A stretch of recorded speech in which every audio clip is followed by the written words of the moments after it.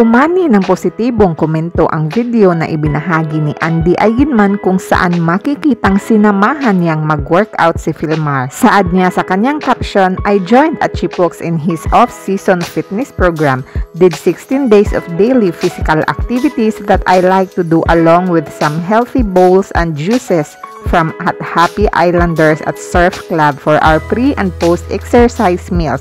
Inulan agad ng kasiyahan ang komento ng kanilang workout video dahil nanatiling masaya si Andy at Filmar sa kabila ng kontrobersiyang kinasasangkutan ni Filmar.